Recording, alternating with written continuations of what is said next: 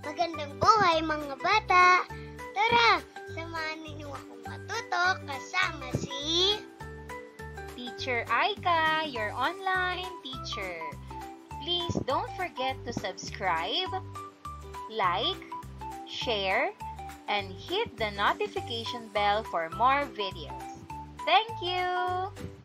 Revised K-12 Curriculum, Araling Panlipunan, Grade 5. Quarter 3, Lesson 3. Ang ating aralin ngayong araw ay tungkol sa mga patakarang kolonyal na ipinatupad ng Espanya sa bansa. Muli, ako si Teacher Aika, ang inyong online teacher. Simulan na natin. Mga kasanayan at layunin. 1. Nasusuri ang mga patakarang kolonyal na ipinatupad ng Espanya sa bansa. 2. Natatalakay ang bumubuo sa pamahalaang kolonyal. 3. Nakapagninilay sa mga patakarang kolonyal na ipinatupad ng Espanya sa bansa.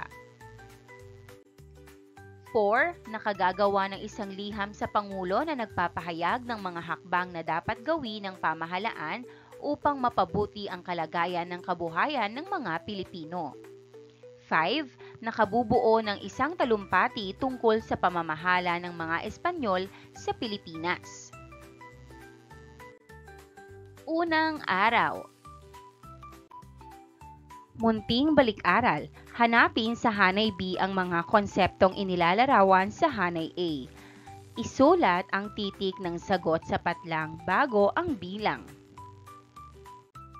Narito ang mga pagpipilian sa Hanay B. Patronato Real, Reduksyon, Kristyanismo, Paganismo, Gobernador General at Gobernador Silio. 1. Ang ugnayang simbahan at pamahalaan kung saan ang pamahalaan ay mayroong mahalagang papel sa pangangasiwa at pagsuporta sa simbahan. Sagot, Patronato Real. 2. Ito ay isang sistema na panukala ng pamahalaang Espanya noon kung saan ang mga Pilipino mula sa malalayong pamayanan ay sapilitang nililipat sa isang lugar upang pagsama-samahin. Sagot, Reduksyon. 3. Rehiyon na dala ng mga Espanyol sa Pilipinas. Sagot, Kristyanismo. 4. Ito ang namumuno sa pamahalaang sentral ng Espanya sa Pilipinas. Sagot, Gobernador General. 5. Siya ay inihalal ng mga mamamayang may asawa.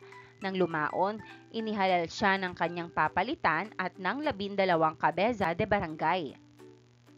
Sagot, Gobernador Silio. Panuto, sagutan ang mga sumusunod na gabay na tanong at isulat sa sagutang papel. Ano-ano ang mga patakarang kolonyal na ipinatupad ng Espanya sa bansa? Sagot, ipinatupad ng Espanya ang tributo, polo y serbisyo, enkomienda, monopolyo ng kalakalan at kristyanisasyon upang kontrolin ang mga Pilipino. Ano-ano ang bumubuo sa pamahalaang kolonyal?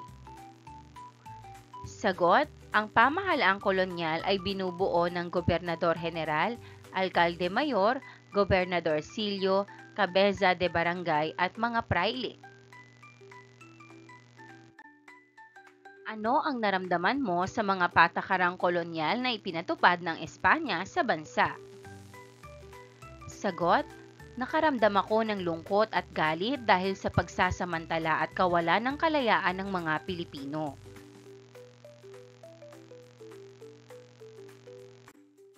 Paano mo maipaparating sa Pangulo ng Pilipinas ang iyong saloobin batay sa mga hakbang na dapat gawin ng pamahalaan upang mapabuti ang kalagayan ng kabuhayan ng mga Pilipino?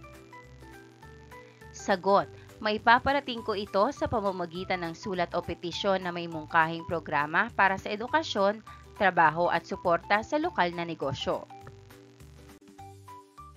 Paano mo maipapahayag ang iyong saloobin hingil sa pamamahala ng mga Espanyol sa Pilipinas? Sagot, maipapahayag ko ito sa pamamagitan ng sanaysay o talumpati na nagpapakita ng pagtutol sa kolonisasyon at pagpapahalaga sa kalayaan. Gawain bilang isa, subukin natin. Panuto, isaayos ang mga pinaghalo-halong mga titik sa bawat bilang upang mabuo ang tamang salita. Isulat ang sagot sa inyong kwaderno at sa inihandang espasyo sa sagutang papel. Una, buwis na binabayaran ng mga Pilipino sa pamahalaang Espanyol. Sagot, tributo. Tributo.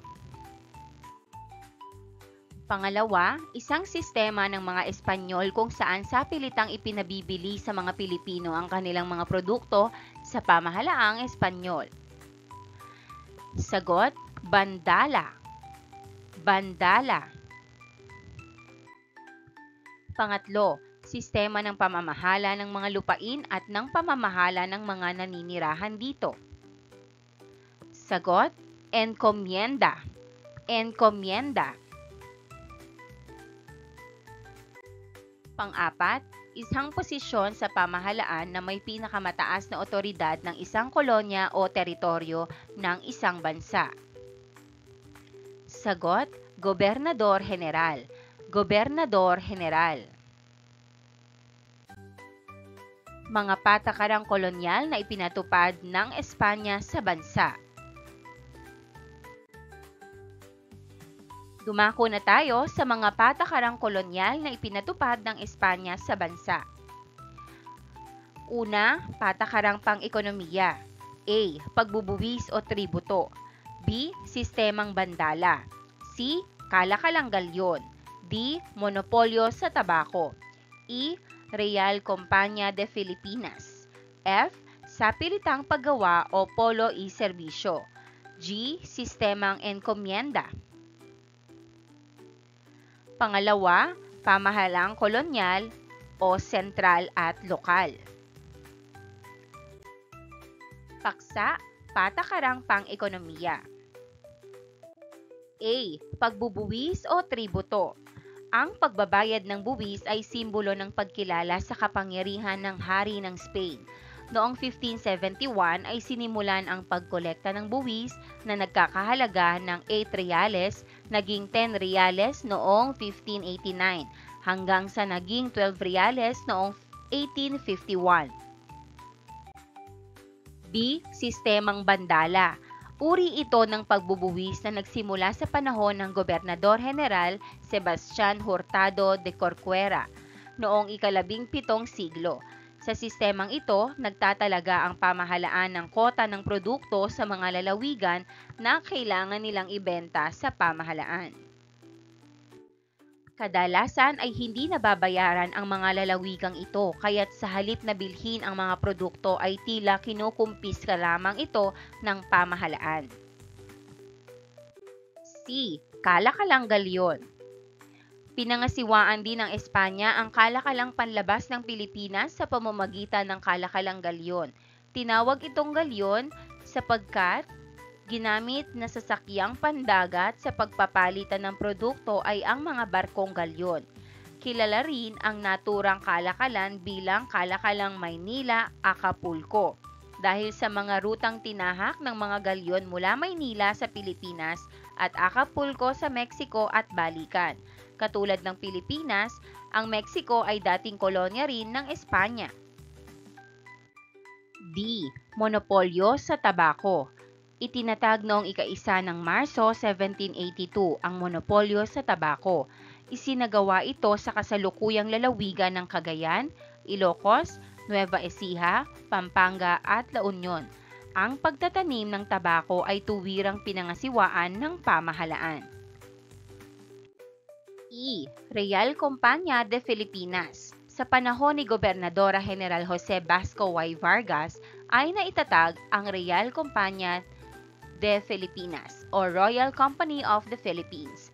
Noong Marso 10, 1785, ito ay naitatag ayon na rin sa utos ni Haring Carlos III.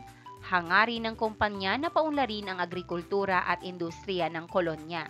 Nakatuon din ang Real Kompanya sa pagpapalakas ng kalakalang panlabas ng Pilipinas at Spain. Ang kumpanyang ito ay binigyan ng 25 taong pribilehiyo sa tuwirang pakikipagkalakalan sa ibang bansa tulad ng China at India, pag-angkat ng mga produktong yari sa Pilipinas ng walang pataw na buwis, karapatang itaas ang bandila ng Royal Navy sa lahat ng barko ng kumpanya at ipagbili ang mga kasangkapang mula sa arsenal ng pamahalaan. F.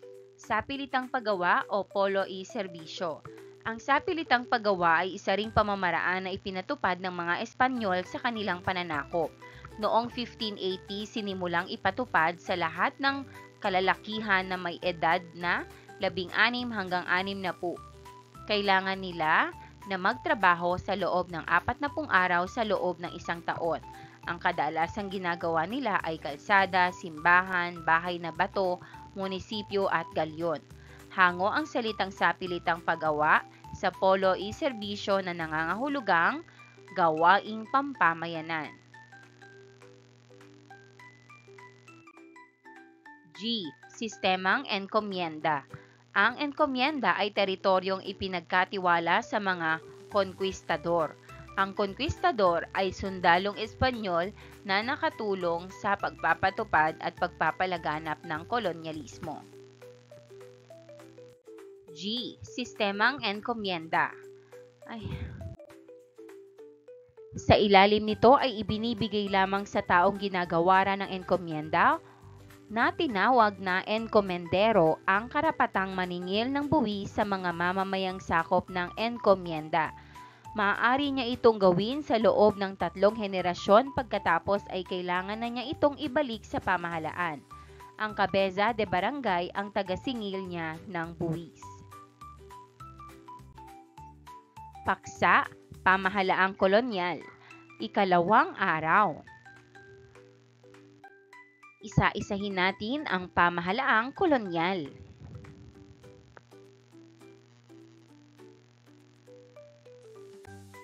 Pamahalaang sentral, pinakamataas na pamahalaan sa Pilipinas na pinamumunuan ng isang gobernador general.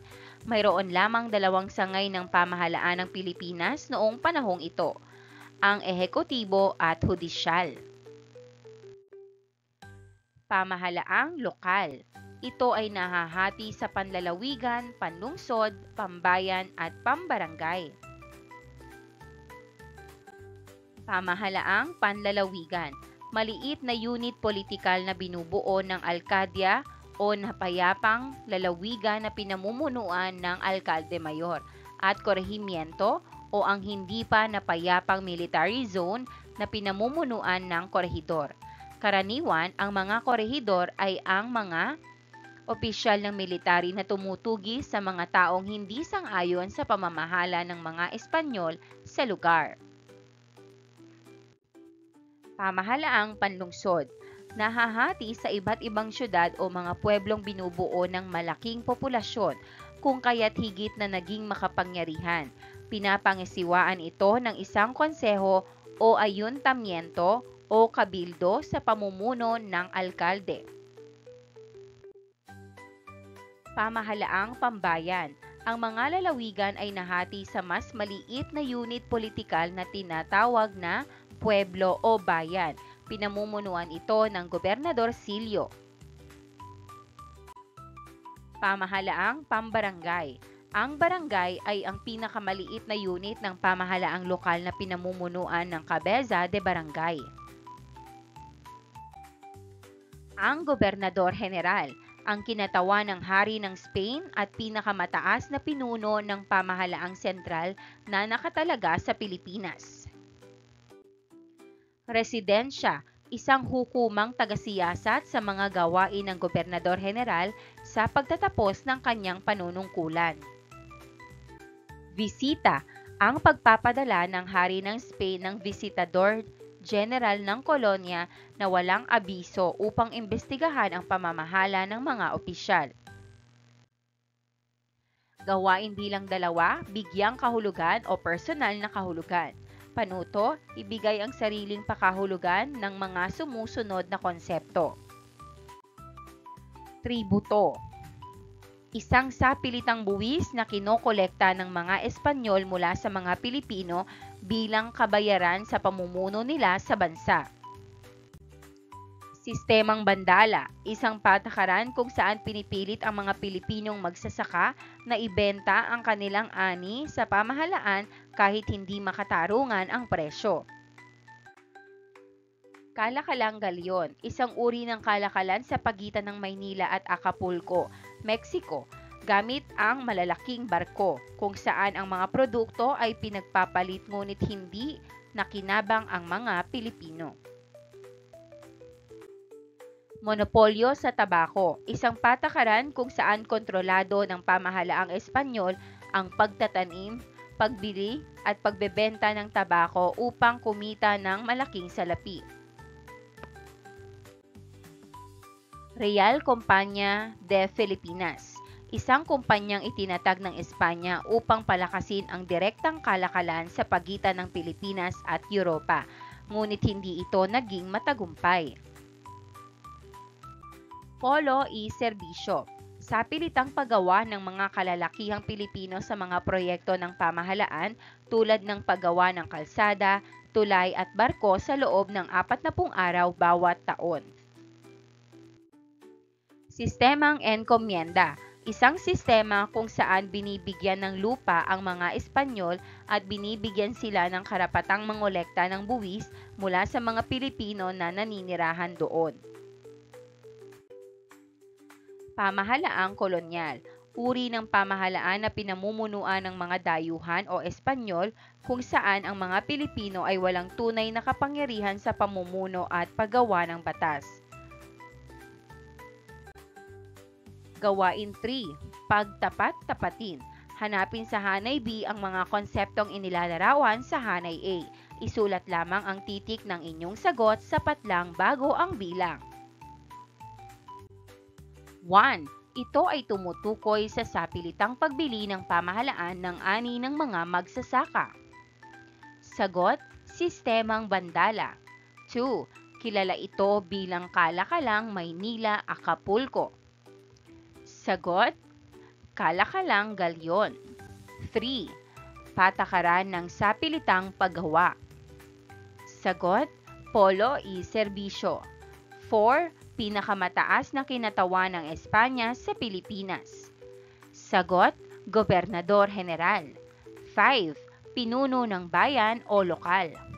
Sagot, Gobernador Silio. Ikatlong araw. Gawain bilang 4. Magbuo ng pasya. Panuto, itala ang mga patakarang ekonomikong ipinatupad ng mga Espanyol sa Pilipinas. Sa iyong palagay, ang mga ito ba ay may patakarang pangkabuhayan o patakarang pagpapahirap? Isulat sa sagutang papel ang iyong sagot at ipaliwanag batay sa graphic organizer na makikita. Pagbabagong ekonomiko sa Pilipinas sa panahon ng Espanyol. Unang kolum, patakaran o programa. Pangalawang kolum, patakarang pangkabuhayan o patakarang pagpapahirap. Pangatlong kolum, paliwanag. Sagutan natin. 1. Tributo, pagpapahirap. Sapilitang buwis na nagpapahirap sa mga Pilipino, lalo na sa mahihirap. 2. Polo y serbisyo, pagpapahirap. Pinilit ang mga kalalakihan na magtrabaho ng walang bayad sa mga proyekto ng pamahalaan. 3. Kalakalang galyon, pangkabuhayan. Nagdala ng kita sa pamahalaan, ngunit hindi nakinabang ang mga lokal na Pilipino. 4. Monopolyo sa tabako, pagpapahirap. Pinilit ang mga magsasaka na magtanim ng tabako at ibenta ito sa pamahalaan sa murang halaga. 5. Sistemang bandala, pagpapahirap. Inobliga ang mga Pilipino na ibenta ang kanilang produkto sa pamahalaan kahit hindi patas ang presyo. Gawain 5. Dear President, liham kay Pres. Panuto, gumawa ng isang liham para sa Pangulo ng Bansa na nagpapahayag ng mga hakbang na dapat gawin ng pamahalaan upang mapabuti ang kalagayan ng kabuhayan ng mga Pilipino. Gawing gabay ang rubrics sa ibaba sa paggawa ng liham. Narito ang rubrics: nilalaman, pagkamalikhain at presentasyon. Gawain 6. Talumpati. Panuto, magsaliksik at magdaos ng isang dagliang talumpati tungkol sa pamamahala ng mga Espanyol sa ekonomiya ng Pilipinas gamit ang tanong na, nakabuti ba sa mga katutubo ang mga ipinatupad na patakarang pang-ekonomiya ng mga Espanyol sa kolonya? Gawing batayan ang rubric sa ibaba: paglalahad ng impormasyon, organisasyon ng presentasyon, at malikhain at kawili-wili ang presentasyon. Ika-4 na araw.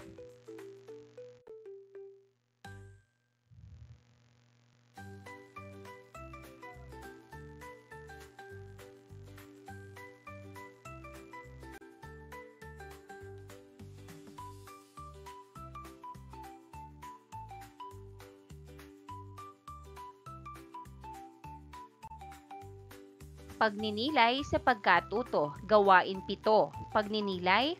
Panuto, magsagawa ng pagninilay hinggil sa aralin na natutunan. Kokopyahin o isusulat sa kwaderno ang talahanayan. Lagyan ng check ng mga mag-aaral kung ang mga nakalahad na kasanayan ay nalinang. Sasagutin din ng mga inihandang tanong.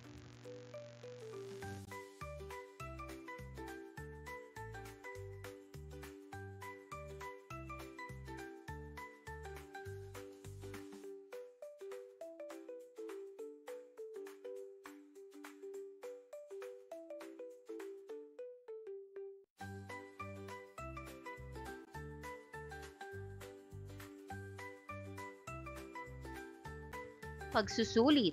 Panuto, basahin at piliin ang letra ng wastong kasagutan. Isulat ang sagot sa patlang bago ang numero.